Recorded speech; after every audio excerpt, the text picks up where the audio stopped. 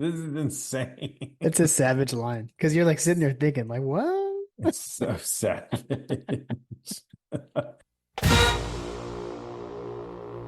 Welcome to My God a Podcast. I'm Jim Wood. In this episode, John Powell and I preview Georgia's first true road game of the season versus the Kentucky Wildcats. We talk through what we're looking for in the game, and we answer questions from you, our listeners. As always, remember to check out the newly redesigned MyGottaPodcast.com to see our latest merch. And you can follow us on social media at MyGottaPodcast. Finally, if you need help with your website or your online presence, head over to workingwebmedia.com/dogs. Now, let's join the conversation in progress. All right, JP, back for another game preview. The Dogs' first true road game of the season against the Kentucky Wildcats and some familiar faces over there that we'll get to. We are back for another one for the cats that are wild. Hopefully they're not getting eaten. I don't know. That's apparently a thing up in those parts. Wow. Okay. Editor's note. That's not actually going on. I hope everyone enjoyed their Tuesday night, as you and I obviously did. Yeah. So yeah, now Wednesday, coming in hot. Sorry, I know I ran a little late. Had a Zoom call, or not a Zoom call, a FaceTime from the college student, and then had to get in an episode of The Bear with the remaining teenager per her request. So, but made it. Coming in hot, but made it. I like it. It's okay. It's funny. How many days was there an over under on how long it would take for an I miss mom and dad? Good question. We didn't get any FaceTime calls until Sunday. So Sunday was the first FaceTime. We had just been like texting and stuff, but we got the first one on Sunday, but today was a little longer, but it was good. It was good. We got good updates on all the classes and everything. So she loves her classes. It's pretty cool. Excellent. Well, that's good. Yeah. Unlike me, I didn't like my classes I didn't like going to school much when I was a freshman. So yeah. Good for you.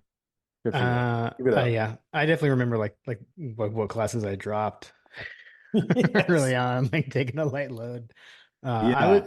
I was one of those who came to college with credits and still took 4.5 years to graduate. You So jerks. You Metro. You went to you probably went to what, Gwinnett College or something like that. I actually didn't do any of that. Mine was just from like the few AP classes that I took. Oh, the AP So classes? yeah. I Yeah. had friends that did some of those like dual enrollment things, and that's what Ella did. That's where ours came from. I didn't do any of that. Hindsight. Yeah. I was like, why would I do that? Because I was a dumb kid. My daughter is not doing those things either, and I'm like, "Ah, you're killing me here." She didn't want to do it. She wanted a high school experience. Okay. Yeah. Gotcha. I definitely wish I could go back in time and like do something, but there were just, I mean, I graduated from Stars Mill in Peachtree City, so the closest college experience at that time was 45 minutes to an hour away, so it wasn't really conducive for a regular commute. Gotcha. Anyway, good on you, Ella. That's right. Go SCAD. I dropped English after my first paper when I failed it. I actually JP's fun facts segue. segue. I may not have dropped anything that first semester. I will tell you this. The one thing I definitely remember is the night before my first class at Georgia was spent in line waiting. We had to camp out for football tickets because that was the last year that they did that. And I remember by the time you got there was like a lottery and like you didn't really have to like wait, I don't think, from what I remember. But like we had to camp out the night. It was like first day of class. Like I barely made it to my first class because we were like running shifts for our line for tickets. So anyway, yeah, I don't remember that. I think it was the lottery. I know what you brought out. I'll get into mine. I did bring a themed bourbon for this matchup. So I've got the Wild Turkey Kentucky Spirit. Got the tonight. Kentucky Spirit. I like it. So yeah, this is a good one. I enjoy this one. What's the proof on that one? It is 101. 101. Okay. Yeah. So not too hot, not too hot. Yeah. I like it. I've got Old Forester 1920 Oh, so good. I, I had that. in honor of you like kind of being sick. So fun fact. That's what I had last night to attempt to knock this cold out. Nice. So I know that was like your thing that you do. look, man, Get some of Grandpa's old cough syrup. in the olden times, some people referred to these as elixirs. So Well, the elixirs also included things like cocaine and chloroform and heroin. Like, you gotta go into all those things. But yeah, man, I stand by that. When I feel the cold coming on, I'll have a glass of either pour me some 1920 Old Forester or some Old Granddad 114, something like that. yeah, Um, try to knock the cold out. yeah, the 115 will knock your socks off. Yeah. So cheers. Cheers. Cheers. Hey, what would be a Kentucky episode without some bourbon That's right. That's right. Get some from good. around those parts? I was trying to figure out this. I guess James Pepper is the closest distillery, like major distillery to Kentucky. I was looking at that. I guess that's again another segue into JP's fun facts, but um, anyway, yeah. I was trying to figure out like what is the distillery that's closest to them, I wonder. And it sounds like Mm, I don't. Have you ever had James Pepper? I have not. No. I haven't. I feel like I've had it at one of the tailgates. They sometimes have it at the Motown tailgate. Oh God. That's so good. I'm like so excited to say that now. We're heading to Motown. Oh. What's even better is if you say it in front of students, they'll be like, "Whoa, old man is thing." Yeah, man, we're off the rails. I'm still getting used to like that our generation that we're like the old one now. Like I remember when like millennials were young and now like the kids make fun of even millennials. So I don't know. Yeah, It's wild. dude. We're probably the age that what was his name? The chapter advisor when we were there, Bardwell. Yeah, yeah, We're probably his age yeah, yeah. when we were in school. He got me my job at Dial America for the summer. Shout out Dial America. Man. A Dial America mention. We're totally off the rails. It was O'Malley's for people who were a few years older than us. Before that, you know, it was like a gym slash bar. It was called O'Malley's when we were like in high school. I remember O'Malley's. Yeah. So, anyways, all right. Why don't we try to get somewhat back on the rails? I know we're edging to get to JP's fun facts. Let me run through the matchup quickly. So, Yeah, let's run through it. Dogs and the Cats, Saturday night, 7:30. So night game under the lights at Kroger Field in Lexington, Kentucky. The Dogs come in at 2-0. Kentucky coming in at 1-1, 0-1 in the SEC with the I'll say shocking lopsided loss to South Carolina last week. Dogs number one in all the polls. Kentucky not ranked. It is on ABC, so the SEC on ABC. Sean McDonough, Greg McElroy, and Molly McGrath. Official hashtag that we will forget to use. Hashtag UGA versus UK. The Dogs lead this series all time 63, 12, and 2. And the last meeting, the Dogs won 51-13 between the hedges last year. Something that we will discuss. I took this a few days ago. I haven't double checked, but looks to be like a stormy, rainy day. So not as cold as it's been when we've been playing there kind of later in the season of late. So earlier season, not quite as cold. Looks like it'll be like 63 in the evening. But if you're going, I don't know, might want to pack the rain gear or something. So looks like it's going to be a soggy day. It does. It All does right, look to be pretty warm. I yield my time to you for the fun facts, JP. Oh, the fun facts. Excellent. Well, let's start off with since you were giving a rundown. Typically in the game notes, they speak about the head coaches. Can you give me who the longest tenured active SEC head coach is? And it is one Mark Stoops, right? It is one Mark Stoops. Yeah. He is the elder statesman of the SEC. When I read that fact, I was like, huh. That Yeah. actually was found in the Kentucky game notes, by the way, which UGA Hmm. posts both our game notes and I guess that they are provided game notes from the opposing school. and I noticed that fun fact in the Kentucky game note. They're Nice. very proud of it. They also listed quite a bit of Georgia players that are on the roster. I didn't do all the counting, but obviously we have some former players. The Mm, Fighting Brock Vandegriffs are coming to town, although I guess that we can't really say that because we're not really sure if he's going to be the quarterback, right? So, yeah. um, anyhow, we have some familiar faces. So we've obviously done a Kentucky episode in the past. If you really want to dive into like some of the nitty gritty, like the fact that there used to be blue, white, and yellow, Mm. you can listen to some of our older episodes. Try to come at it try to come at it at a different tact Yeah. on this go around. So, all right. So let's run through some traditions. So obviously they're known as the Wildcats. The nickname basically came from 1909, where they were basically um, they won 6-2, real barn burner. Okay. And I guess after the game, there was a head military at the old state university there in Kentucky, basically said that basically said to the students at a chapel service that they had fought like wildcats. And Okay. basically it became more and more popular amongst the Kentucky folks, and it kind of stuck. What's interesting is that it took them 70 years to actually get a mascot. Hmm. So the Wildcat mascot came up in 1976 and 1977. Yeah, basically just this dancing Wildcat that entertained fans at Commonwealth Stadium and Rupp Arena. Interesting. Let's see here. We talked about this. We talked about the colors. Um, the University of Kentucky has a seal that is modeled after. So you know how UGA has a similar seal to the state of Georgia.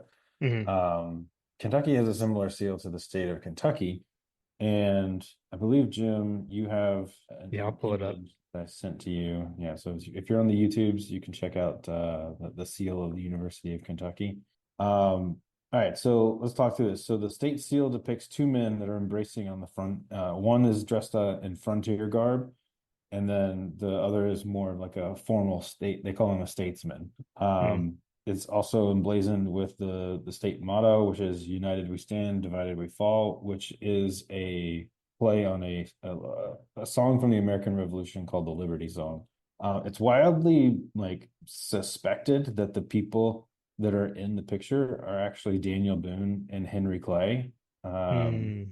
but it is designed to represent all of the frontiersmen and all of the statesmen, coming together and joining forces. Again, united we stand, divided we fall. So Yeah. if you ever see their state seal on their flag, or if you see the Kentucky seal, that's the quick rundown on that. Nice. Let's see here. They also have I guess it's like a thing that all schools do. They have some sort of walk, like we have the dog walk kind of thing. Hmm. They have a catwalk that they do, which I thought is kind of funny because given the connotations of what a catwalk is, it's like Mm. a like a fashion show. Right. I thought that was kind of strange. Let's see Sorry, I don't here. have the music to play with that. Oh, I know. Yeah, just My bad. imagine in your head that I'm too sexy on the catwalk. On the catwalk. Let's see here. People don't have to imagine because you just did it. Sorry, continue. Right. Did a horrible rendition. That's okay. All right. So those are the quick rundowns. Everybody's familiar with some of the famous alumni, basically all of the NBA. I mean, there's so many famous basketball players that went to the University of Kentucky, obviously. Yeah. Um, so many famous, football alumni as well. But I guess Ashley Judd has got to be the most famous, Yeah. one of the most visually famous, because she's like the Matthew McConaughey of the university there. Um, Fair. but yeah, uh, the origin of the University of Kentucky. Let's talk about the history. Kentucky used to be, I guess the what became the University of Kentucky was a school called Transylvania University. Really? So Okay. And it started out as an all male school, and just kind of through different acquisitions and obviously the land grant that we've talked about that on the podcast that basically founded a lot of the higher learning establishments in the country. Mm. Um, Eventually just became the University of Kentucky. But yeah, Transylvania University, that's who we're playing this weekend, folks. Drop that knowledge while you guys are on your bourbon tours. Let's see what else did I have here? So talked about the all male school. It is I guess I didn't realize this, but they have a goal to be a top 20 research university in the country by 2020. I don't know if they actually like met that, but like that's what I was reading. They're a R1 research school, which means that they are highly involved in research and medical. Like the medical school is apparently very, very well known, and the medical care at the University of Kentucky for students is also widely regarded as being very, very, very good. So Hmm. um, they they're a big research university, there's a concerted effort at the state level to make them so. Again, we've talked about this in the past. There's a difference between being committed to winning and financially committed to winning, and they Yeah, became financially committed to being a research. got it. That is the quick and dirty. Nice. Yeah. Nice. I did I had added one thing. We had a Bubby Dean fun fact that he Ooh. he submitted. We always say give us a question or a topic. I figured I'd pull this one up here. He had an interesting fact. He said this is the first time the Dogs have played Kentucky in September since 1942. So that was interesting. Oh man, that is right up a Jim Wood. That is right up Jim Wood's alley. Because you were talking about that. You were talking about, like, you're like, why are we playing this so early? God. Yeah, the time of the year stuff is yeah. Go back to this should be the game before the last team we played before Florida. Get off my lawn. Yeah.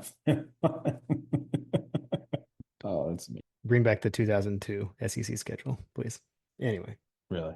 All All right. right. You want to hit Hasty's Harvard history or did you want me to this week? I'll hit it. All right. I'll hit it. What did I do with it? Oh, there. All right. So we've got Hasty's Harger history. Insert music here, Jim. Yeah, music's coming. I yeah, All right. working on it, working on it. There are some campus traditions that are specific to football. The lone trumpeter ringing the chapel bell, the dog walk, which we talked about. Some campus traditions are specific to UGA students. Squeezing into an orbit bus at the Tate Center, eating a late night dinner at Snelling. So delicious. Chicken Philly. Chef's kiss. Being careful to not walk under the arch until graduation. Definitely did that. Hmm. Um, all of these traditions bind together generations of people who associate themselves with the University of Georgia. Not all traditions have stood the test of time, though, Jim. Mm. In the middle of the 20th century, one peculiar tradition that took place during football season, sometimes at the beginning of the season and sometimes around homecoming, was the freshman shirt tail parade. Mm. Have you heard of this? I didn't. I was I making had this up. never heard of this until this email was sent from Jason. That's why Jason is so amazing. Yes. All right. I wonder if has your dad heard of this? Well, Maybe. he's gonna call me or text me and tell me after he listens to this. I'll tell you that much. During this parade, freshman men were ordered by upperclassmen to report to some part of campus, usually the stadium or the arch. Remove their pants, don their rat caps, which is like the little plebe looking hats, for those of Hmm. you that are not familiar. Um, Probably if you remember Animal House, the little hats that they wear in Animal House. Yeah. Yeah. All right, so don the rat caps and parade through downtown Athens and campus. Sometimes they would even parade all the way to Normaltown and back again, which is quite a hike. There might have been a pep rally in the stadium before the parade. Sometimes the band would parade alongside the freshmen, and usually campus leaders would address the freshmen. Despite the changes to the parade over time, one thing remains central: pantsless freshmen parading through campus, all in good spirits, of course. This peculiar tradition seems to have originated in the 1920s, peaked in the 1950s, and was last run as a yearly tradition in 1964, as recently as 2005, which Hmm. is interesting because that was a year after I graduated. I was gonna say right after we were gone. Though an attempt was made to revive the Shirt Tail Parade, the Shirt Tail Parade might seem quaint and strange now, but it was one of the myriads of student traditions that have sprung up, had their run, and then faded into semi-obscurity. If you're Yeah. looking at YouTube's, Jim's got some, assets that pictures from history from this time period. That picture of the guy bent over, like, did they like decorate their underoos? Is that what's going on? That's what it looked like. That Okay. was the one I just had up.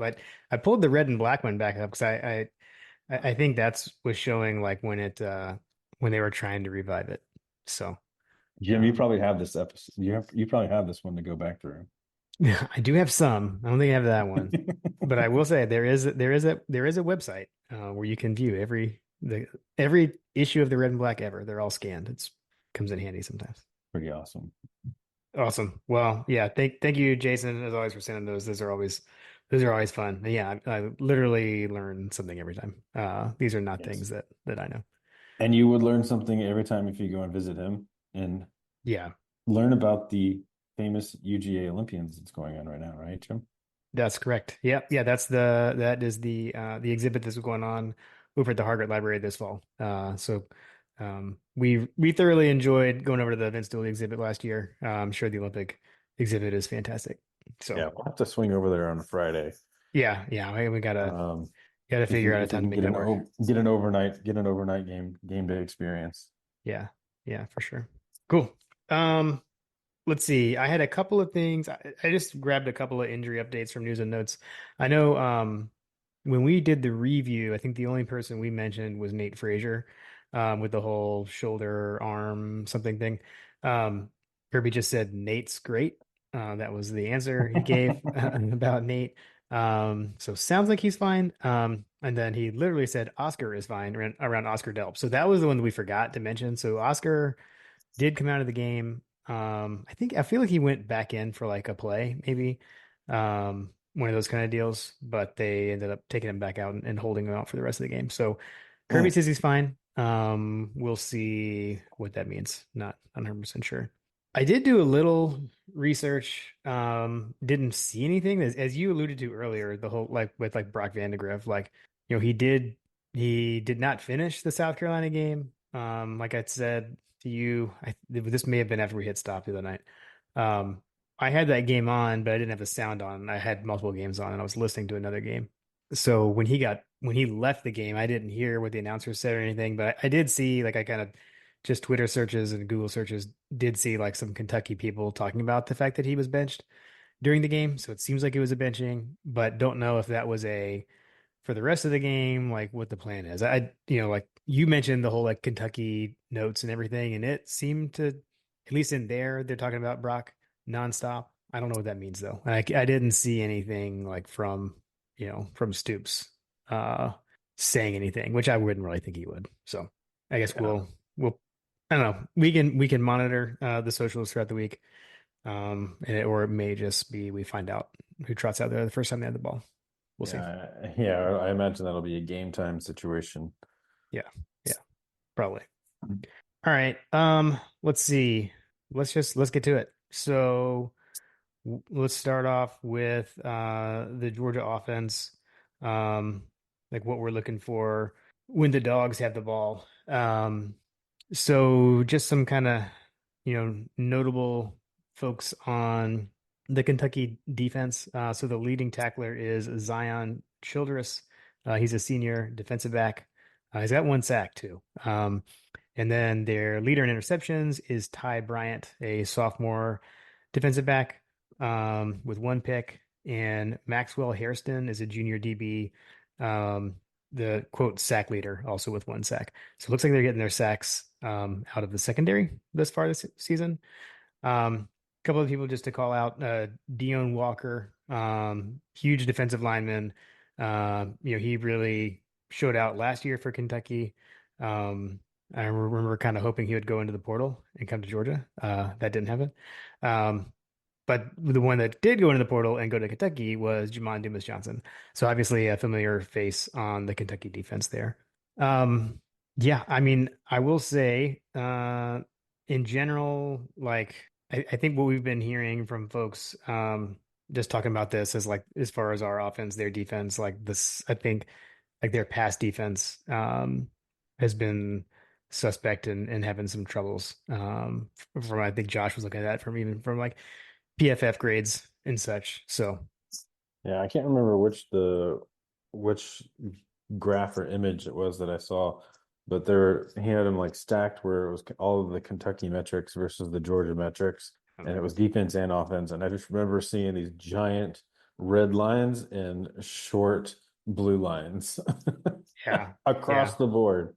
And it was yeah, like, oh, this is going to be an easy preview because Kentucky not so great, Georgia pretty great. yeah, yeah.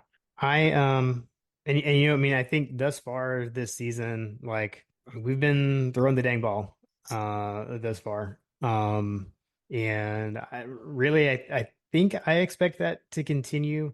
I think the question here is the weather. Like, what's the Georgia offense going to look like in like the weather situation? I always make the joke, this is where Aaron Murray wants to talk about like hand size of the quarterback and how they grip a wet ball and things like that. I know that was an issue with Stetson. I don't remember that being so much an issue with Carson last year. So something to watch for sure. But like you said, Dog's offense really good. I mean, Kentucky's been they've been struggling, and that was the thing in that South Carolina game. I mean, South Carolina put up some points on Kentucky, which was surprising to me. Um, so Yeah. expect our offense to do the same. I mean, you figured that South Carolina dropping that kind of game on any SEC opponent is probably an indication that this is on paper should be a pretty convincing win for UGA. Yeah. Maybe Kirby will let Carson Beck get away with breaking the SEC record this time around. Nice. Yeah, 31-6. They go up 31 points Yeah. uh to South Carolina. That was pretty surprising. Um yeah, I mean, you know, the our leading rusher right now is Nate Frazier. Still. So he's the leading rusher. Although Etienne, man, 78 yards, only 5 carries. I know it was Tennessee Tech, but still. Um so we'll see. We'll see kind of what we do there. You know, is Frazier still the third back into the game? I think probably behind behind Etienne and Robinson. So Got it. yeah, I don't know. I think the only other thing is to see like Delp again, but with him being getting banged up last game, like will we see anything there, or is he going to be more the blocking tight end and have Lawson Lucky still more the pass catcher, which I wasn't really prepared for this season. But he's the second leading receiver, so you got Arian Smith as the leading receiver and Lawson Lucky second, just on yardage for the Georgia offense. So Right. pretty interesting. It is interesting. Yeah, man. I don't know. I don't want to jump too far ahead on the whole scoring thing, but this does not look like it's going to play very well for anyone involved on the Kentucky side. Yeah, no, I agree. I agree. And this is one of those where it's like not to be dismissive, but just like protect the ball kind of thing. You know, like this is one of those Yeah, ones where like you just need to turnovers. do your thing and protect the ball. Yeah, turnovers are the great equalizer.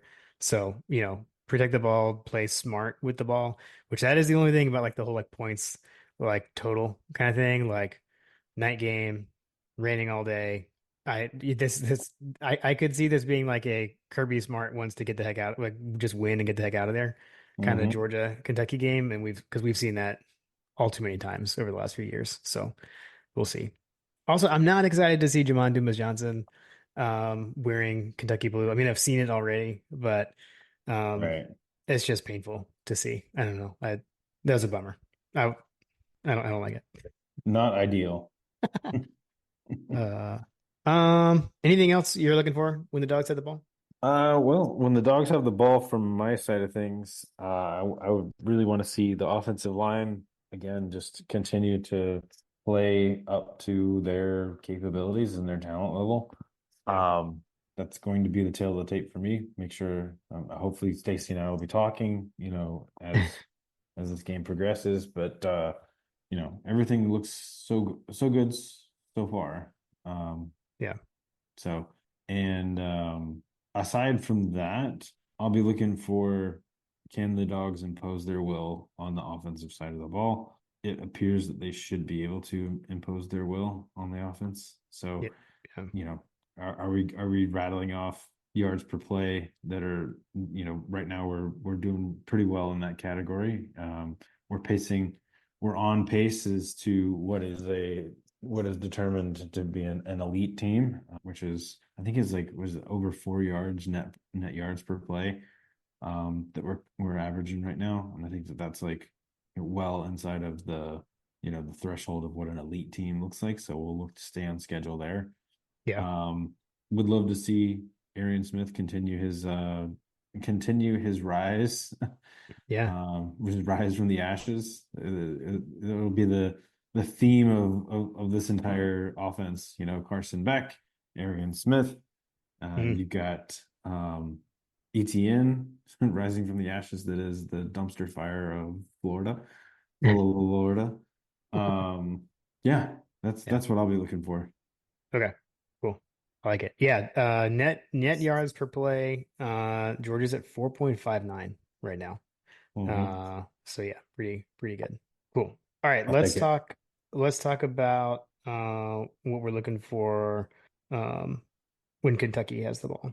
Um so will we see Brock Vandagriff start this game? I think that's the big question.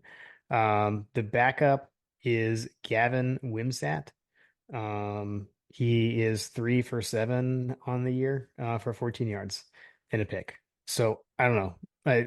I'm kind of leaning towards we still see Vandegrift, but we'll see. I mean, I hope for his sake. Everything that I've heard seems like to be a great kid, great family. So for him, I do hope he's out there. Um, he on the year, he's 15 to 28 for 199 yards, 3 touchdowns, and 2 picks. So that's been Brock thus far. Leading rusher is Demi Sumo Arngabaye. I have no idea if I got that name pronounced correctly. He's a Where's the senior. Scott Howard? Where's the Yeah, Scott Howard seriously. pronunciation? He's had 25 carries for 129 yards and a touchdown. You got a freshman running back, Jason Patterson. He is the second leading rusher. And then receiving core, Dane Key is leading receiver with 96 yards receiving, and Jamori Macklin, junior receiver, with 68 yards receiving on 3 catches. So those are some kind of guys to watch for on the Kentucky offense. Um, for us, we got, it is good to see. We talk about, or I just talked about like hating to see JDJ go over to Kentucky.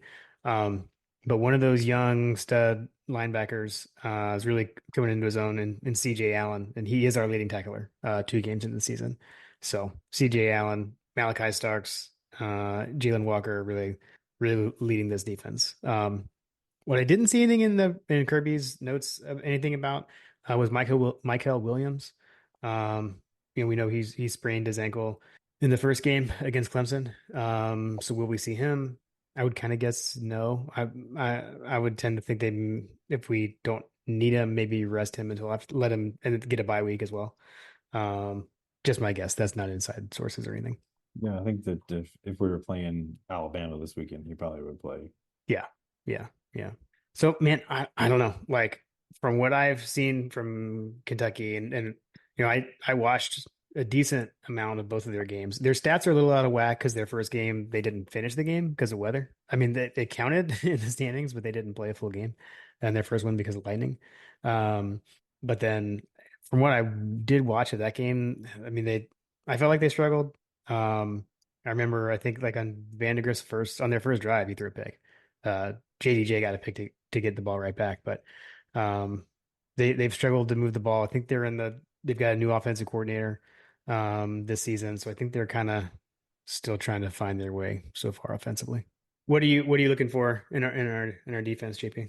Oh man, domination. Um, I'm looking for them to show me. Mm. this team is not particularly tuned to throw the ball right now. Yeah. Yeah, they're really not.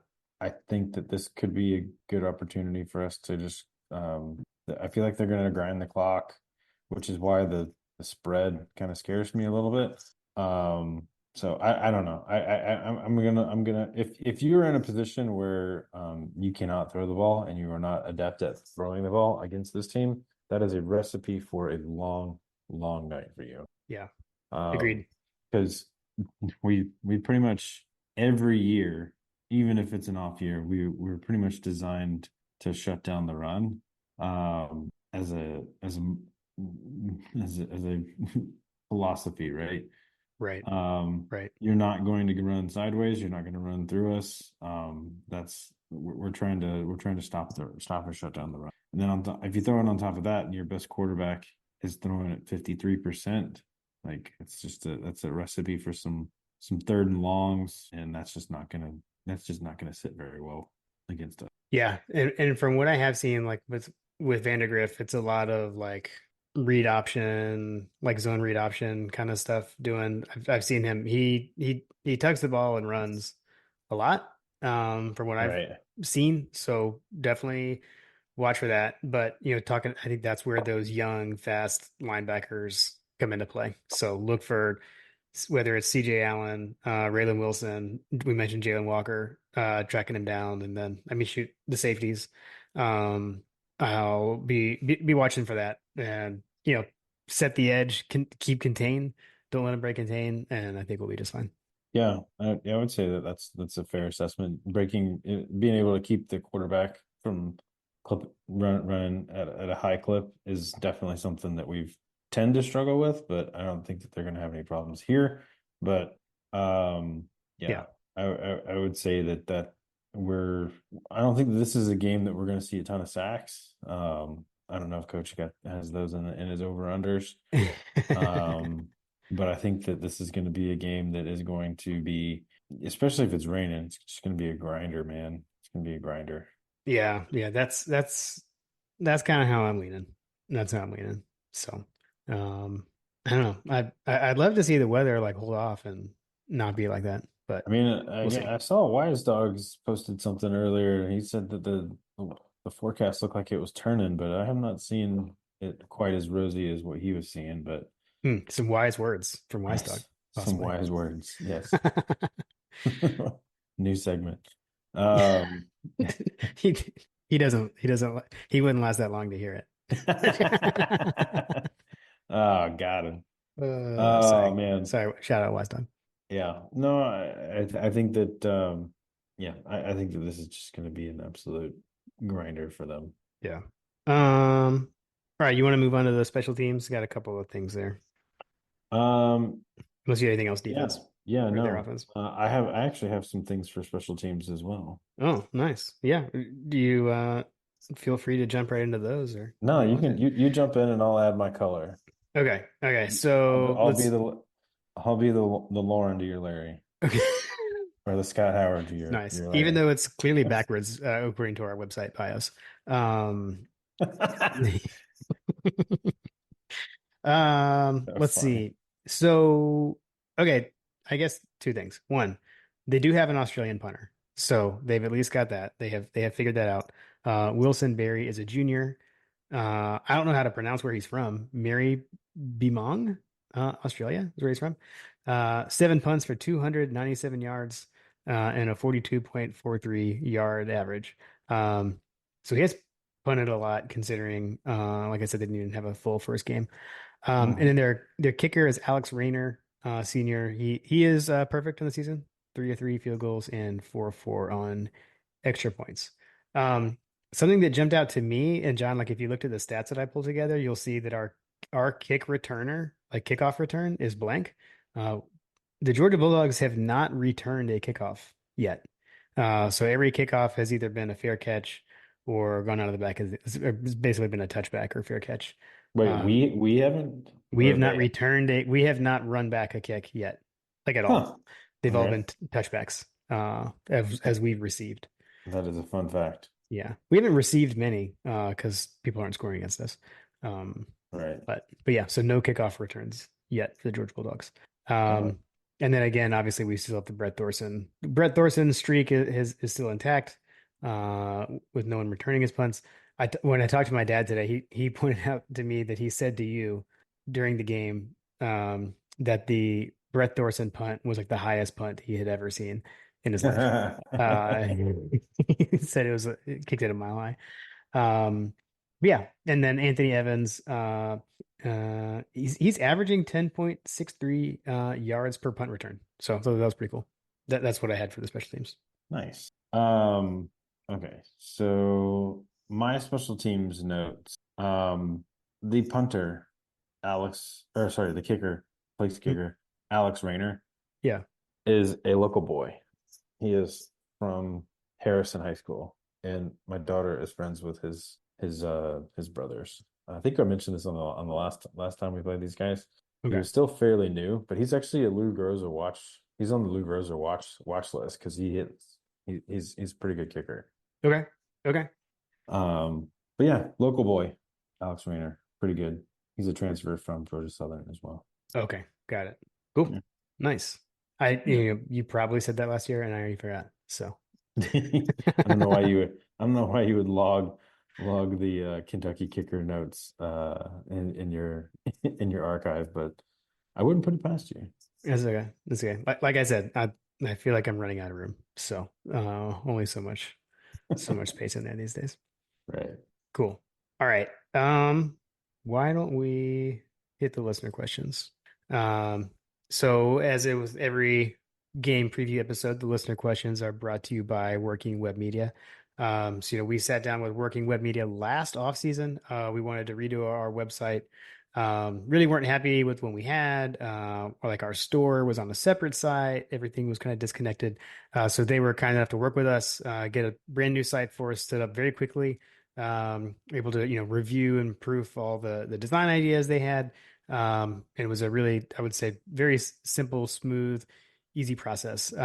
So if you are interested, first off, head over to mygodapodcast.com, just check it out and you can see some of their work right there. You can check out our store. We got all our merch there.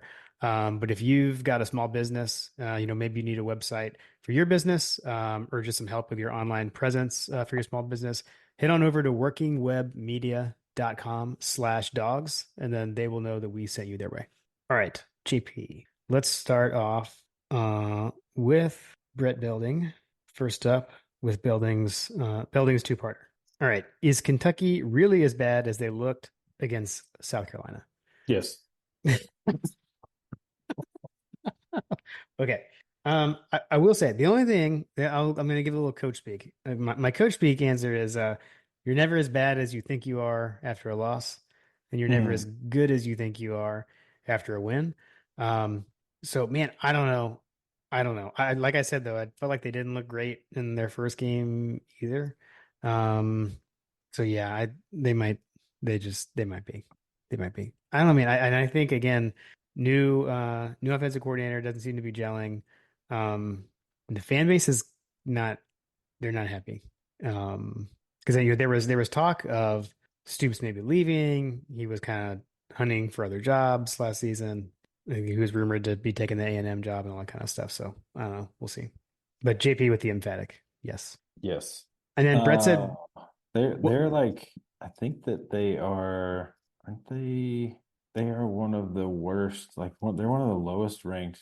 Like they're one of the lowest ranked teams in terms of passing attempts. Yeah, they're Vandegrift isn't throwing. Like he hands it off and he runs. I mean, he'll drop back and then he runs. So, Yeah, they rank uh, 125 out of 134 in terms of pass attempts hmm, right now. I'm curious to see how that tracks. Like I said, yeah. not a good recipe for success against us. And I say that he takes off. I mean, Vandegrift has 14 rush attempts in two games, or call it two games or a game and three quarters. Um, like I said, with their first game kind of ended early. So Right. let's see. Brett's the second part of the two-parter TM. What bourbon should I try to buy while I'm in Lexington this weekend? So Brett making the trip. He's Have you making the been there? trip. Have you been I've there? not. No. Okay. I've I've been. never actually stepped foot in Kentucky, I don't believe. Really? Okay. Yeah. It's a pretty drive, I will say that. Although God, I hate to keep coming back to this. I'm usually doing that drive later when the leaves are changing and such. Ooh, When yeah. back. So it was always a beautiful drive in college when the schedule was right. Trying to think. So when, my dad and I went to a bunch of places, when we went to Buffalo Trace on our way to Indy, you know, kind of more Louisville-ish.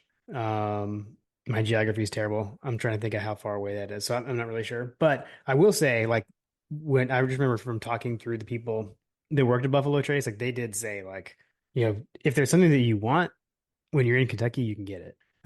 Yes. You're gonna have to pay for it. Like, because Mhm. like we were like, we're at Buffalo Trace. I thought I was gonna get Blanton's kind of thing, and like that's not how it works. Um, and the guy was like, like if you want Blanton's, I'll tell you where to go, and it's on the shelf. Like I know where it is. He's like, but you're gonna have to pay whatever he said was not something I wasn't gonna pay. So you can get pretty much whatever you want. Yes.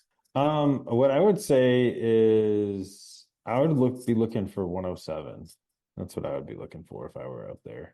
Okay. I know that it is not I know that it is, well, I guess it's Cincinnati. I want to say it's if you were closer to the border, like if you go across the border, like right at the border of Kentucky and Ohio, Hmm. there is a liquor store, like it's like a big liquor store up there where 107 sits on the shelf is what I understand. Like Ohio is they just have all the 107 all the 107 and Green Label just kind of sitting on the shelf. Got it. Got it. The Okay. the guy that runs the Whiskey Consensus has told me that Ohio's got plenty of Weller. Nice. So if it were Okay. me, like, and we're fairly realistic, friend of the show, Jordan, he just went to did a bourbon trail thing for his birthday. Um, and he was talking about how he came across several BTAC options. And like you said, it's up there. Like there's ton of the Heritage Collection or whatever, the BTAC collection. And he really wanted to get an Eagle Rare, what is it, Eagle Rare 17, I think is what it is, whatever the BTAC Eagle Rare is. Okay. Um, and it was like over $2,000. He was like, yeah, I'm not paying. Yeah. Yeah. Not having. Yeah. Can't First of all, I can't even fathom paying that much for a bottle of bourbon, but Yeah. No. I mean, if you want to hang out with Stetson, obviously you should get some Pappy. So, Mhm. all right. Let's see. We got a couple other bourbon related questions that threw up a couple of years. So Rambo wanted to know, is it still okay to drink brown water this week? I guess his point being we're playing Kentucky and like Kentucky bourbon. Um, His yeah, FTMF way of saying like we're not gonna support you. I guess. But like I'm drinking we both Just brought remember, we brought Kentucky bourbons for the show. just So we remember that obviously your say yes. local, if you live in the state of Georgia, your local distributors are the ones that you're supporting, not Mm, those folks. So, there we go. I There mean, we they go. are inadvertently, but Yeah. for all intents purposes with this question, all of the woes and ills of Georgia liquor laws that are out there, which don't get me started on that, but um, you are supporting a local business. Yeah. True. True. And you know what? You did just say brown water. You can get some bourbon from Georgia if you're really wanted to avoid the Kentucky bourbon. Perfect. That's a perfect answer. Like Yeah. obviously not a sponsor, but ASW, Yeah. they've got the hunker bourbon and the hunker vodka. Yeah. Yeah. And then see our buddy Dwight got a Motown reference coming here. What is the epicenter for bourbon intake and why is it wherever Morris Hall tailgate sets up the bourbon table? And he said if you said Kentucky to the answer, you were wrong. So uh Motown is where the bourbon flows like wine, I guess. Yes.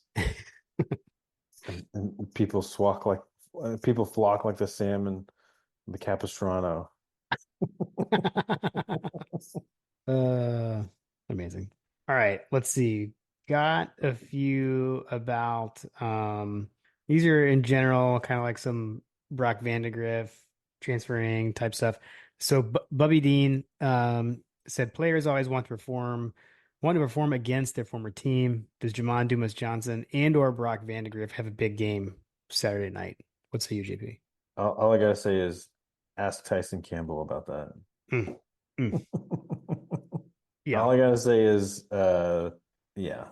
I, just as much as they want to perform, I promise you, they are also going to have targets on their back. True. Okay. Okay. That door swings both ways, brother. Nice. Um, let's see. It's okay, Kelsey. So, I don't know whether for sure these are questions from Kelsey's notebook, JP, that we've now heard about. My But could my be. guess is that they likely are. Could be. So she wanted to know over under on how many times Brock is going to be sacked by the Georgia defense. Uh, So she did jump in with the over under on the sacks. yeah, yeah. Uh, Let's see. Does Coach have that as he does? Well, yeah. He had over under sacks for the Georgia defense. I don't know. I guess yeah. Will this still be a show me game for you? yes. Okay. Okay. I'll answer it with what Coach Trillbill said at. Coach Trillbill set the line at 2.5, so that was his over under. Um, and then yeah, she just a couple of notes from her. So she said, She took it a leg further by saying Brock, not like yeah, his backup. So right, true, that is true.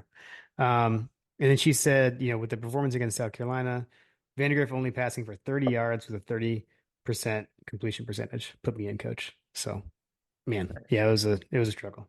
It was a struggle. First time we've got Kelsey's notebook notes on the show. Kelsey's notebook notes. They're definitely welcome. Let's see. EUSA K9. How many of y'all that called for Beck to be benched last year want to trade quarterbacks with Kentucky this week? Echo. I have seen that resurface. Love you. I know one of the Smith brothers, and I'm blanking if it was Michael or Daniel, was talking about this, and had put that out there. I mean, we obviously never said such things. I think early in the season there probably were some, but I would say the What's it answer that we is were supposed to? the What are we saying? anyone who was calling for Beck to be benched last year. Oh, yeah, not last year, but definitely like you and I were talking about this. Like whenever he was like going in for Dwan Mathis, kind of thing. Hmm, Like we had to shuffle through. We had to shuffle through a couple of different options. right, right. I mean, there definitely was a time period when I was calling for him for sure. For Which I feel Vandegrift? like not for Vandegrift, but for Beck to be benched. But if you're talking about Vandegrift, no, that is. Gotcha. Gotcha. Yeah, yeah, yeah. No, this is basically people who were like put in Vandegrift last season. Oh yeah, yeah. No, Yeah, no. No I feel one's like those still people saying do that. not exist. Yeah, yeah. Well, there were some, but they were, not a ton of people. The actual The minority, actual not the majority. silent majority or Right, whatever. right. It was, yeah. If you were calling for Vandegrift to come in last season, you need to get your head examined. What was the game? Was it Kentucky when he came? Remember when he like came in for one play and like they said his name wrong on TV or something? They called him Clay or something. Is it? I don't Wasn't that a remember thing? that. I don't remember Uh, and then JR Real said over under how many times do we hear about Vandegrift being a transfer from Georgia in this game on the broadcast? that. Hopefully zero. Hopefully one time and then zero after that because Yeah, he'll be yeah, playing. He'll be playing so poorly that they won't even come up, they Jim. won't even talk about it. Yeah, well, it'll whatever. I don't know. I feel like slam. They're just gonna talk about it nonstop. I feel like they're gonna Slam refer you to him over. as like the Georgia transfer, Brock Vandegrift, like every time they The say his Georgia name. transfer. Like that's all they're gonna say. It'll The definitely be in the transfer opening. from Georgia. Yeah, they're totally gonna say like in the opening. So. Yeah. Let's see. Next up, 51-7 GATA. With the dogs playing at basketball school, I figured I would add a baseball question. What are y'all's thoughts of Georgia deciding to go with an artificial turf field at Foley Field? Not a fan personally. I'm a natural grass on baseball field kind of guy. On any Yeah. field, honestly. But All I can say is that if they're playing those games in the middle of the summer, it is absolutely brutal on that turf. hmm, Um, Imagine it might be a little bit different for a stadium like that, but I mean, it seems like that's the direction that we're going in these days. So I guess you better get used to it. yeah, But obviously not ideal. yeah. 51 to 7 GATA. Let us know what your feelings are. I know you're a big baseball guy, so curious what your thoughts are on that too. As a travel ball dad, I tend to enjoy the turf because it means that they can't cancel practice. Nice. So you're not like you're not, I saw a thing, it was like I don't know, Instagram reel or something, where it was like youth sports parents reactions when I practice is saw that. canceled I for saw bad that. weather. Oh Like, oh man, no. oh no practice. Oh. Yeah.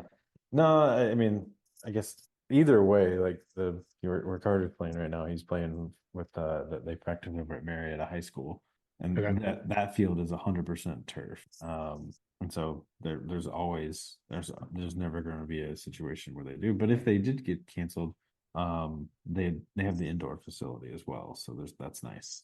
Gotcha. I, Um, I like it. I like it because like, let me tell you, man.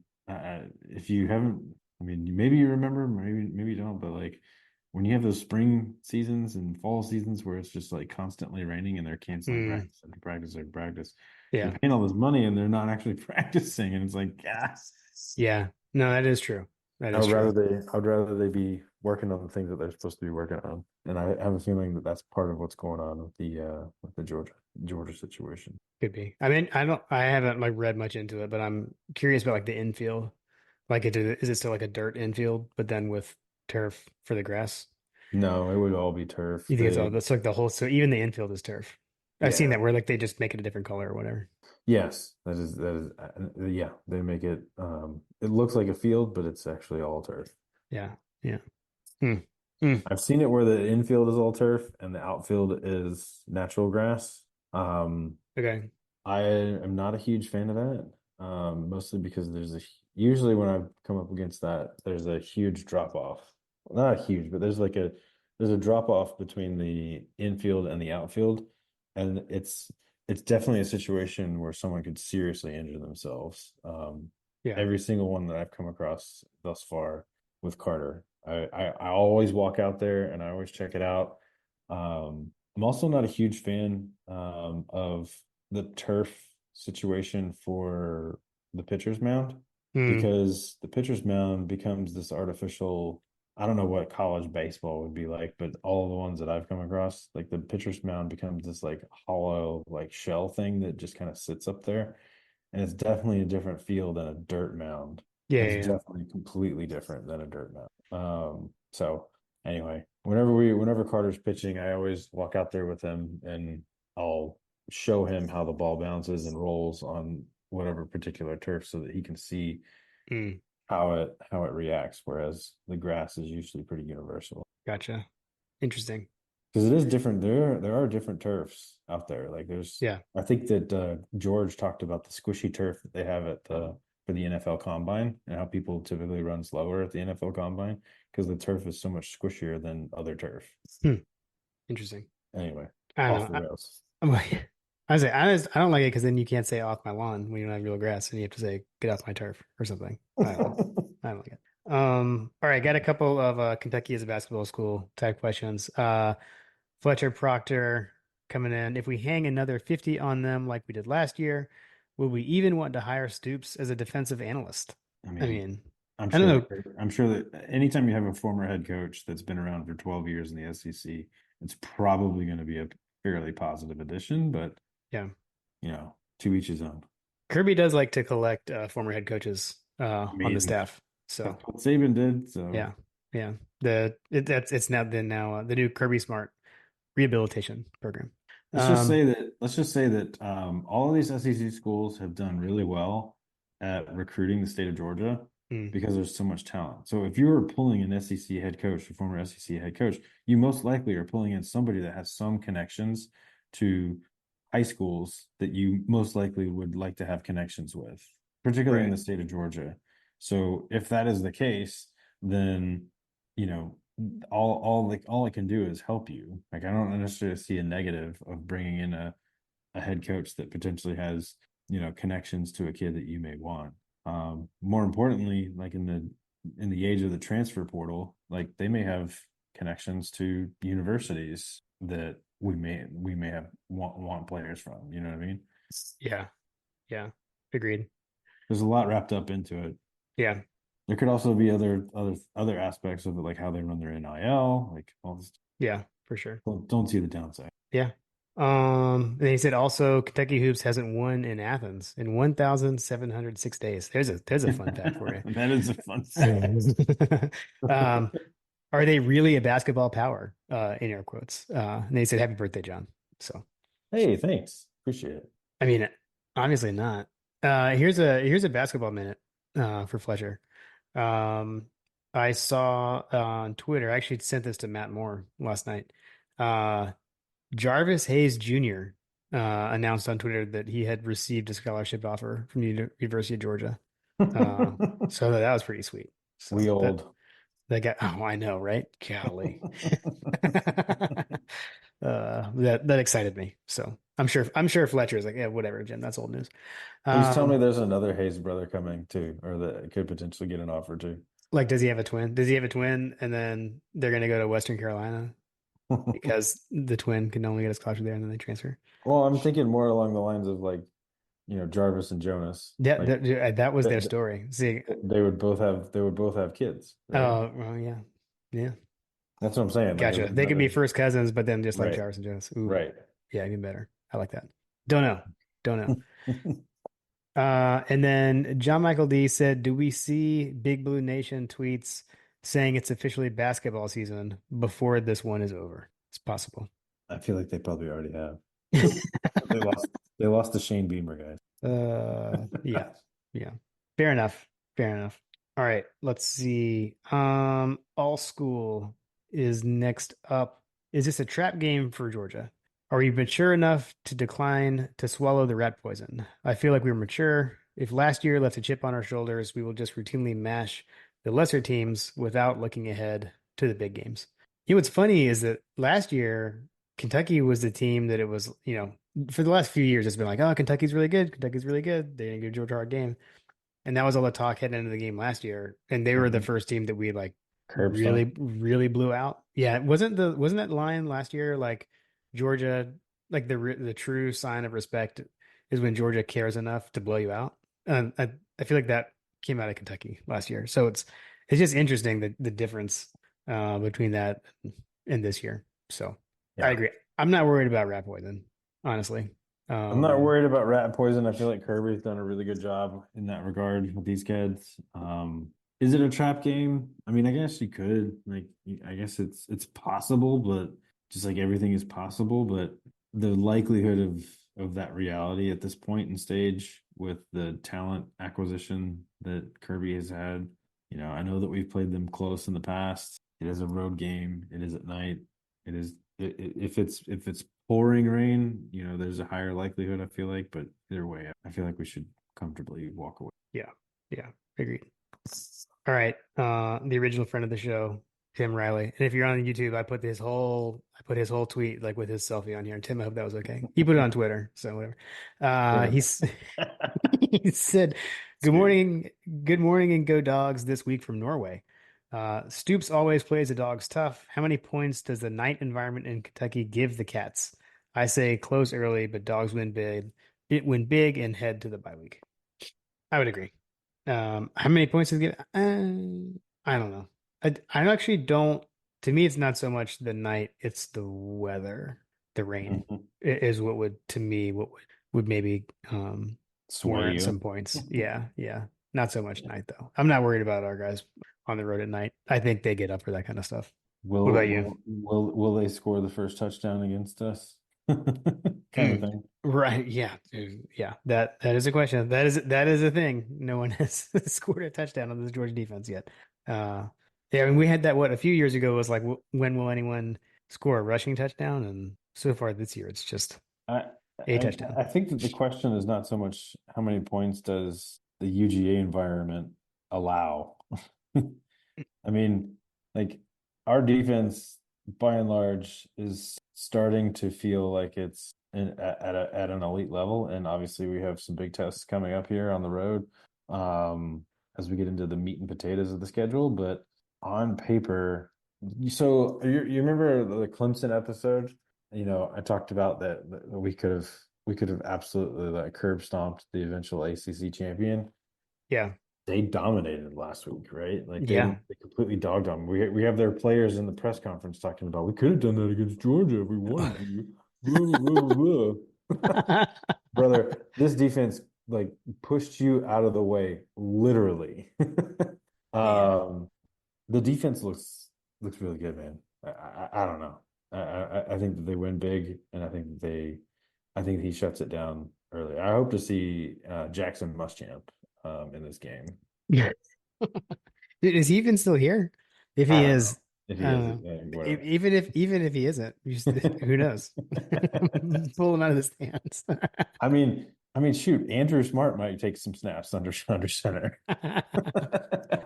Will we get a good Andrew Smart reaction in this game? I did see him on. I saw him Clemson. I saw him on the sidelines You did see him on the sidelines. When Starks put on the Savage pads. He was there.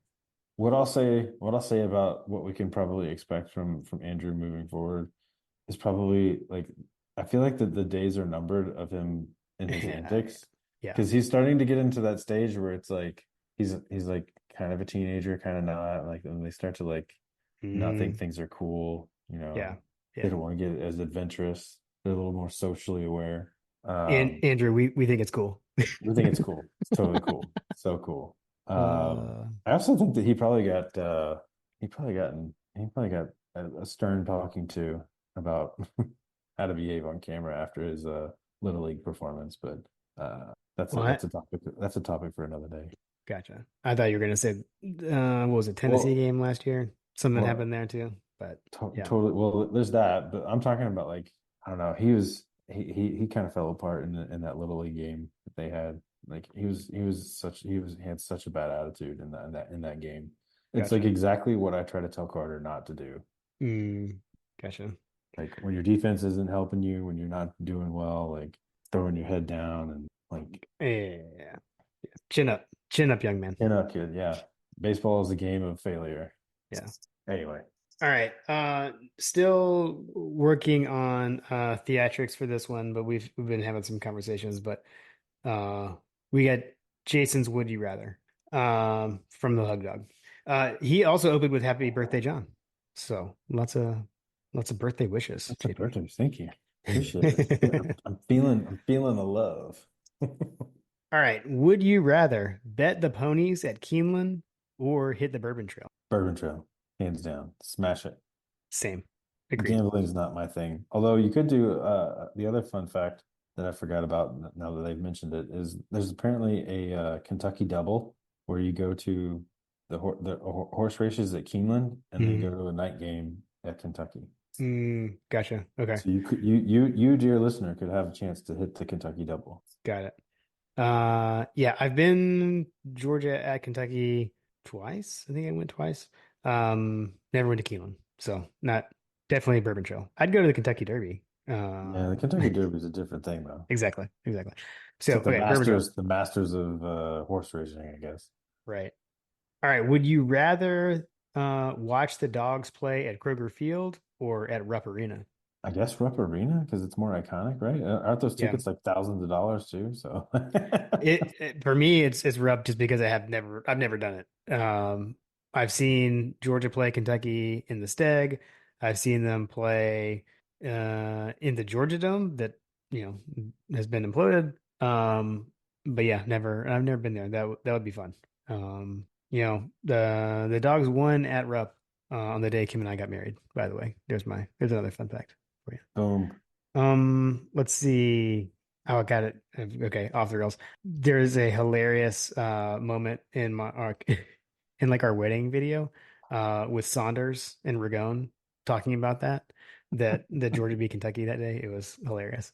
Mainly Ragone and then Saunders just laughing. It was amazing. I gotta show you that to you at some point. Would you rather make the second half boring or have a four-quarter game? Second half boring. Totally. Always one is boring second half. Shockingly agree. All right, this one is good. This one gave me some consternation. Would you rather sack Brock or run over JDJ? Sack Brock. Mm.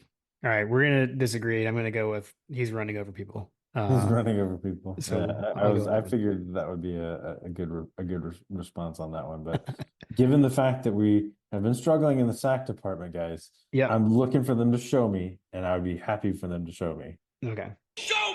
You're still waiting. You're still waiting. And then last but not least, would you rather see an Evans return a punt for a touchdown or a Starks pick six? That one's tough. So I was thinking about this. Has Starks has not had a pick six at Georgia, right? Well, partially because he's a safety, right? The Yeah. other part of it is that he's making these acrobatic catches where he's basically having to do almost a backflip. Tends to that Yeah. tends to not favor the return game. Um, yeah. Well, he can't land on his head and sorry, Yeah. not in college. Not in college. Man, I when I saw this question come in, I was immediately like Anthony Evans, but now I'm like second guessing myself. But I'm gonna stick with Anthony Evans because the kid's just electric. I feel like Yeah. that would light things on fire a little bit more because we've seen Malachi make interceptions and stuff. We know he's capable of that. Yeah. But I feel like Anthony Evans has been so close a couple of times already, and it's just like, he's so close. Yeah.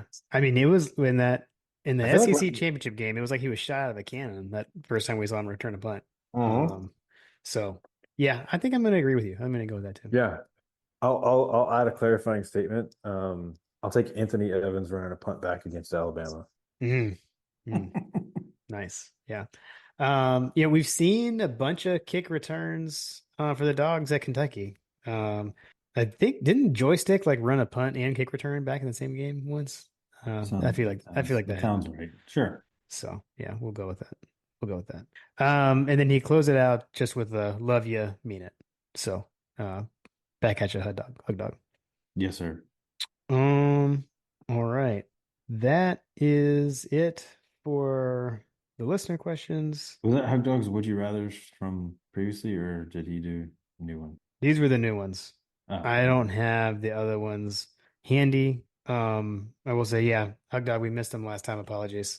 We meant to do them in the Tennessee Tech review, and that was my bad. So, and now I don't know what I did with them. I mean, they're on the interwebs. I could find them probably. All right. We're gonna head over for one more thing.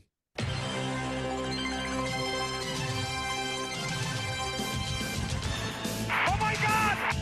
My God, a freshman. Trying to put glasses on.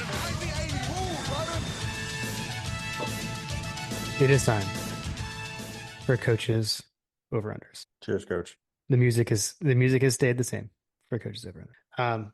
But I will say I feel like I need to admit to everyone when I texted you today, you and John and Hunter, not this SEC on ABC theme song, but that anthem has kind of grown on me. Like I keep seeing it like in my feed, the Quavo, like the Lenny Kravitz song, basically.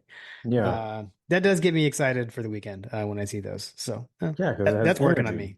Yeah, Because it yeah, has energy. The other one basically just right, right. womp womp. All right, you are still in the lead, JP. So I'm going to let you decide. Do you want to take the ball or do you want to defer? Let's see. Since I have the luxury of seeing the over, let's see what the first one is. So we're starting with rushing yards. Yeah. I'll go first. I'll take the over. Okay. I will take the under on that. Okay. Next up, Georgia offense over under 2.5 passing touchdowns. I'm going to take the over. I'll take the over on that one too. Okay. Over to you. Running backs with the carry over under 3.5. I'll take the over. Over. Okay. I'm going to agree. I'll take the over. Cash I think money. that's a cash money. So good. So good. All right, so my turn. Okay, here we go. The question, I feel like this is just thrown in there every week. Over under 2.5 sacks for the Georgia defense. And I know what you're gonna say, because you're gonna say, Show me! I'm taking the over. I'm taking the over. Okay. Right. So I'm gonna hedge and I'm gonna go over. Oh, so you're not gonna make him show you. Okay. I'm gonna hedge. That was a Okay. hedge. Okay, that's fair. That's fair. That's strategery. Strategery. Watch out. Early season strategery already. Game 3. Let's see. All right, over under 100 passing yards for Kentucky. Oh, This is- this is insane. It's a savage line because you're like sitting there thinking, like, what? It's so savage. I'll take the under. Oh man. Oh, I can't miss out on being right on that. So I'll take the under. I'm gonna agree with you. All right. Over under.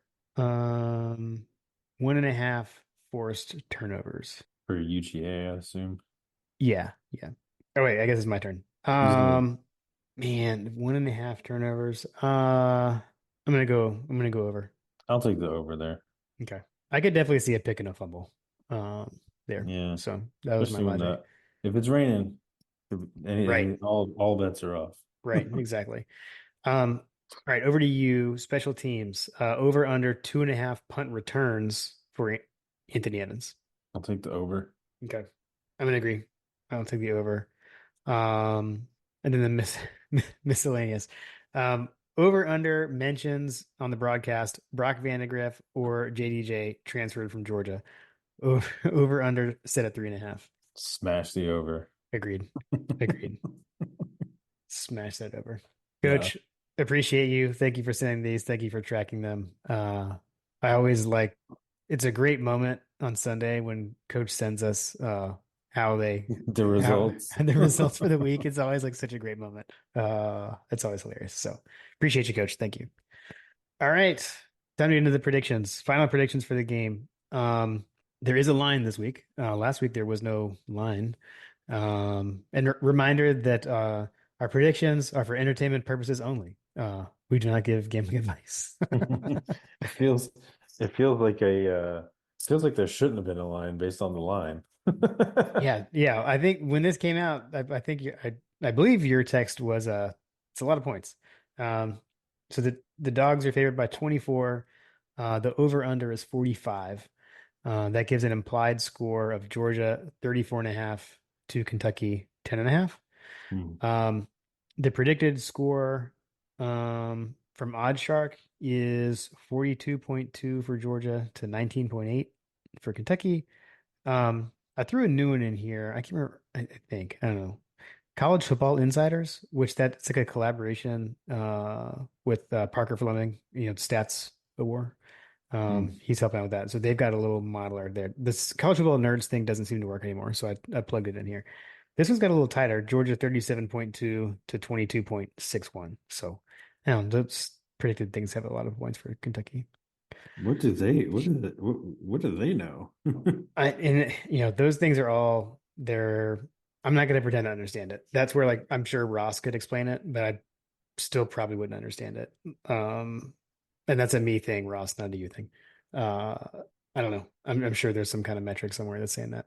Also, I will say it's early in the season and there's not a lot of data to go from. I think in a lot of those models, when it's this early, they have to use some data from last season. So it's kind of weird. So, well, use that. Yeah. Makes sense. Makes sense. So I go back and forth.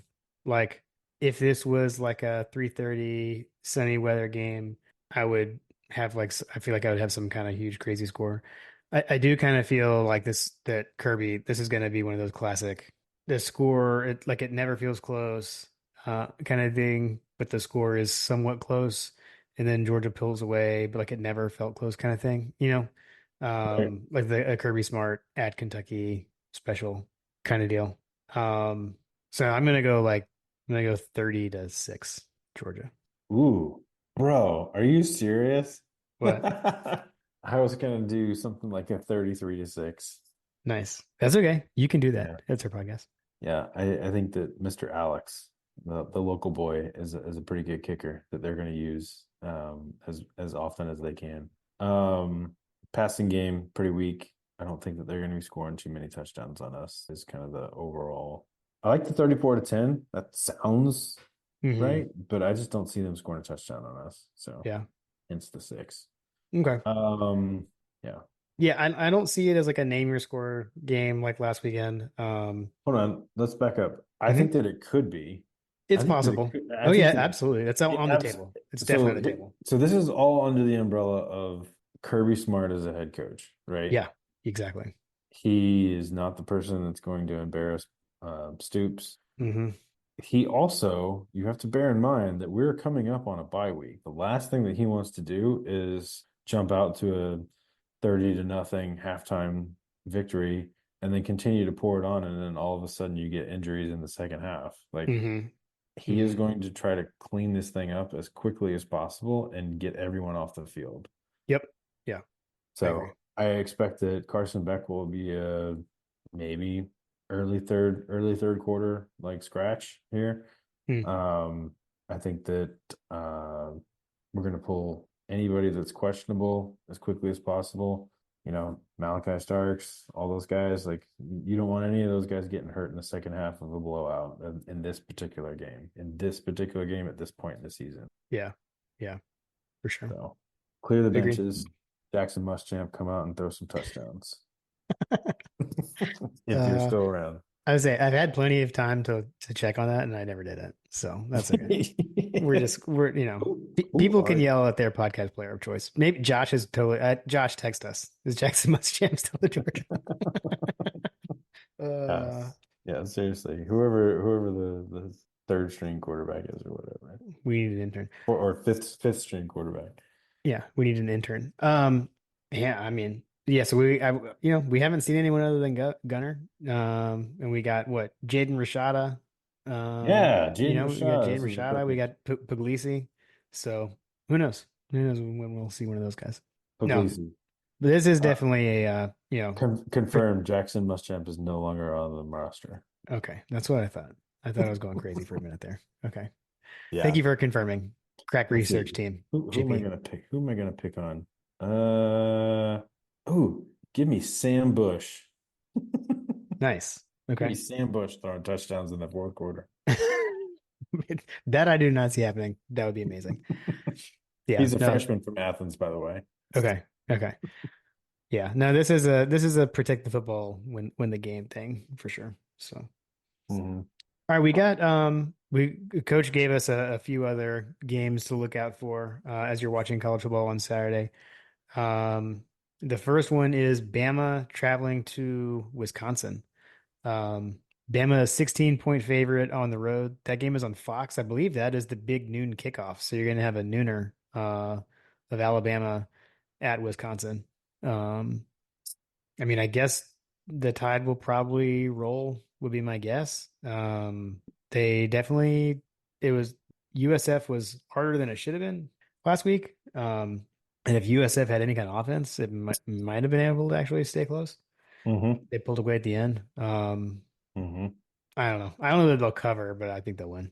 Yeah, if you're a UGA fan looking for, who to root for in games like this where it's a common opponent, I mentioned this at the tailgate last weekend that, I really didn't care who won or lost the Michigan-Texas game. Mm-hmm. I think I actually said I'm rooting for the asteroid.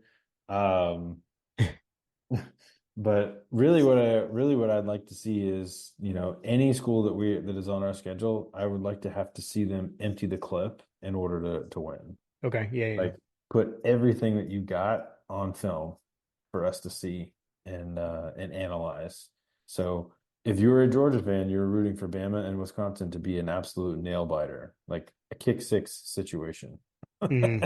Yeah, overtime, multiple overtimes. Oh, multiple overtime. Yeah, exactly. Like make them have to empty the playbook to win this game. So if you're a proponent of manufactured adversity or the long con or whatever, you want them to empty the playbook. Yeah. Who's your pick though? You got Bama or Wisconsin? I got Bama. I mean, yeah. Let's see. The next one is we're at Wisconsin though. That's interesting. Yeah, it is interesting. That is interesting. Good on them. You don't always see them do that. Or maybe you do. I don't know. I feel like they used. Would that be a fun trip? I don't know. Would that be a fun trip? Don't they do the jump around thing? Wasn't Reagan a professor at Wisconsin for a while? Mm-hmm. Yep. Yeah. Yep. Maybe he can advise. Reagan, sure. If you're listening. Yeah, love to check it. Love to check it. Need to go see him. Maybe stop by Auburn. I actually thought about that when I was up there, but I just didn't have time. Yeah. All right. The second game is LSU at South Carolina. Game day is going to this game. I thought that was interesting. Yeah, in LSU is Columbia. yeah, early season game in Columbia, brutal. They're gonna get broke down in Gaffney, I know. LSU minus 7.5 at South Carolina. I That mean, is a wild line, in my opinion. is it not enough? I don't think it's enough points, but Yeah. Yeah, they say that like that's one of those things, and that this is where like I don't really gamble, so I'm going I was by about to like what say, I yeah, if you're not a gambler, like I feel like isn't it, don't you want to take LSU in the points? Because if they win more than 7.5, you win. Is that how it works? it is how it works. Yeah, Yeah. yeah, yeah. That's what Oh, I there's thought. other stuff I've learned. There is other stuff that goes into it. Like it's not like you're not going to get straight money with that if you bet on the line. What I have heard, actually I've heard Graham talk about this. Like the way to make money is to bet on the money line, which is like a straight up thing. So if you bet a dog, if you bet the team that's the underdog to actually win on the money line, that's how, and then they win. That's how you can actually make money. We need to get Not Graham's. gambling advice. Because We again, I don't need really we need to understand get stuff. Graham's gambling corner. uh, so yeah, Or John or whoever. These are people, Trigger Trey. Like these are people that like post their picks and their right. all these different things all the time. I'm just like, I, I Oh wish yeah. that I could do that, but I feel like I would just be walking down a pathway of darkness. Oh yeah. I am in a college football based like fantasy pick'em league, I guess. Where it's all like it's not real money. Like it's all just for bragging rights. There is no money involved at all. Like there's not even like a pot or anything, and it's still like so fun. It's all against the spread.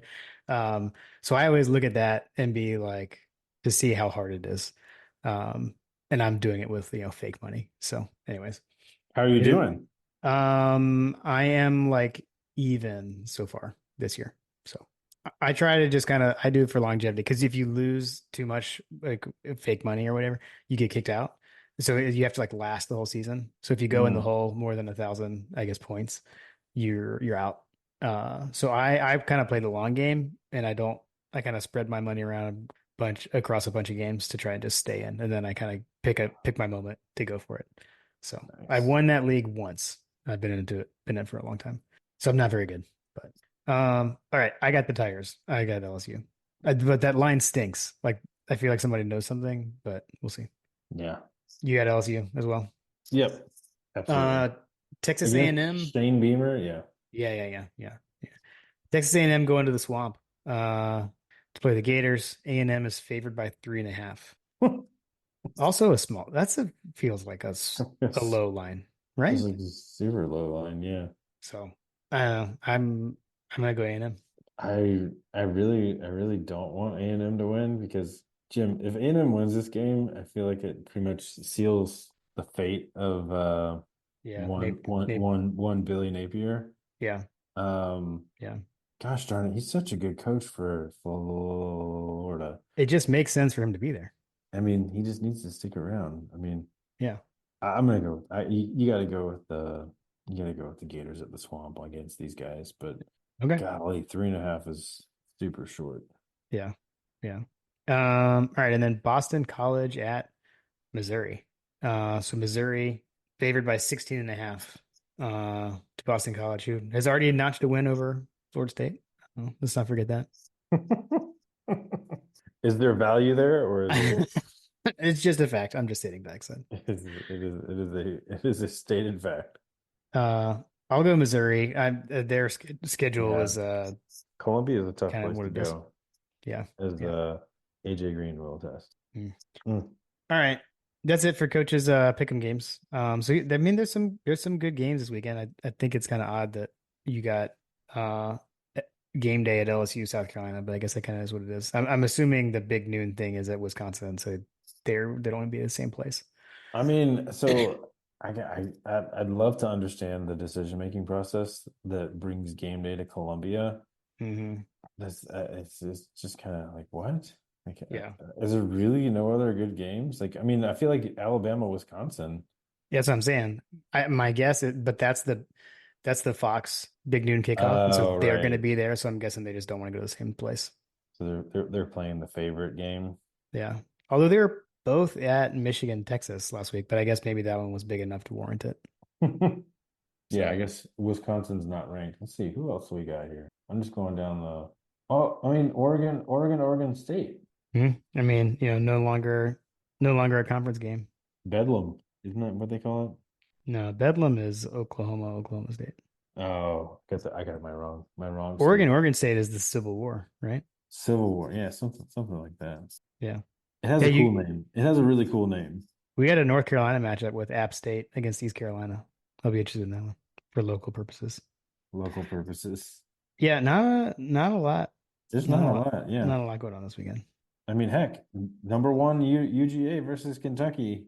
The game's on a broadcast channel at night. Yeah. That's like when you would typically have a game day situation, but I guess Yeah. I don't know.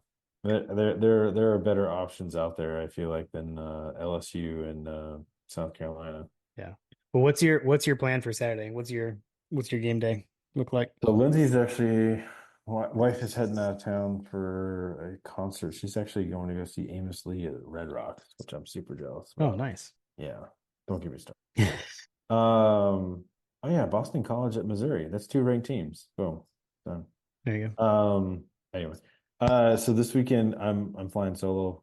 Got a lot of homecoming is this weekend, so daughter's doing the homecoming thing.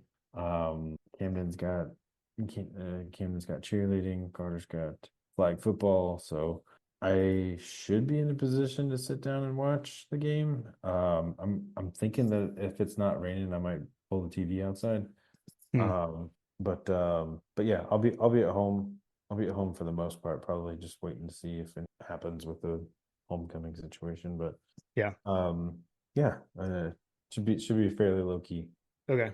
Yeah, that's pretty much us too. Not much going on. We might try to do a double header sports event on Saturday. We may go to the Charlotte Knights, our local minor league baseball team, and this is the final weekend. So we might head over to the Knights Saturday afternoon. They've got a double header, so we may go to the early game. It's like a 7 inning game, so we'll be over early. So may go do that. If not, just be hanging around the house. But That's fun. Is that in downtown Charlotte? it is. Although we call it uptown here for some reason. It is uptown. What? There's no downtown. It's uptown. It's a thing. I don't know. Weirdos.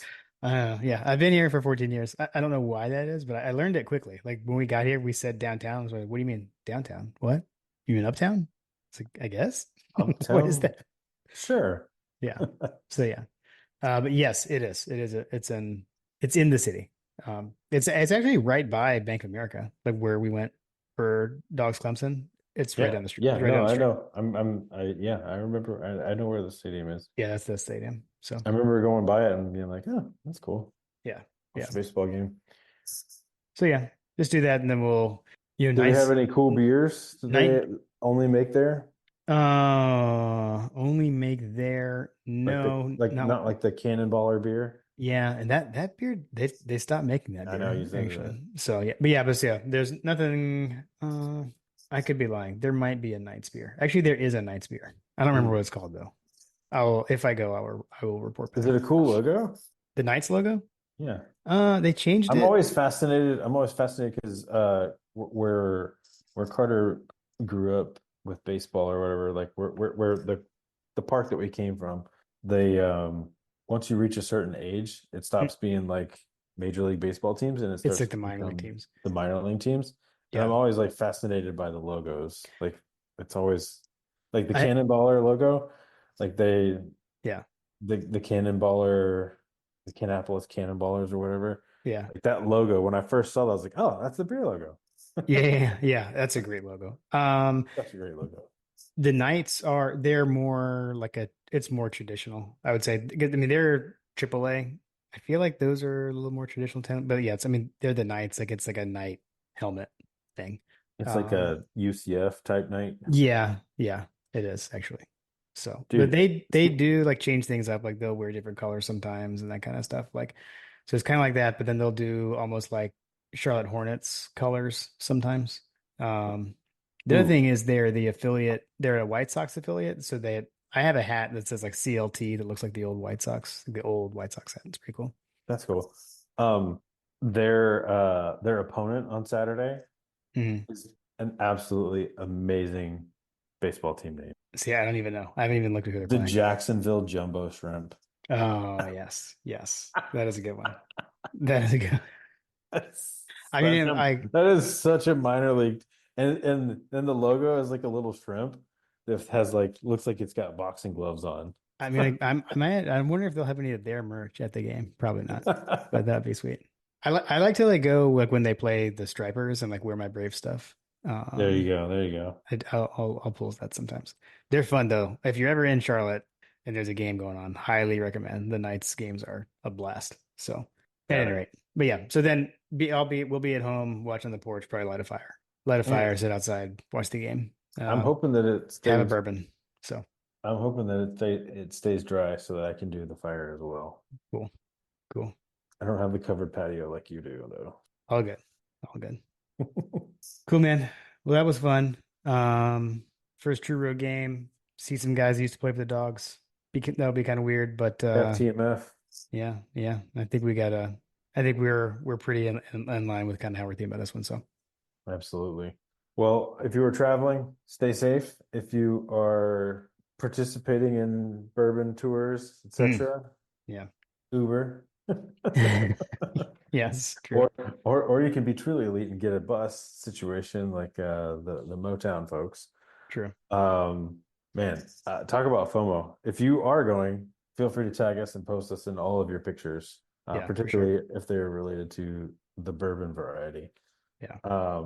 But yeah, man, I'm hoping that this is a clear the benches game, and it's over by halftime, and we get cash money in the second quarter, icing the game, basically. Nice. Like it. Until next time, Jim, go Dogs. Go Dogs. O'Reilly. You need parts? O'Reilly Auto Parts has parts. Need them fast? We've got fast. No matter what you need, we have thousands of professional parts people doing their part to make sure you have it. Product availability. Just one part that makes O'Reilly stand apart. The professional parts people. O'Reilly Auto Parts.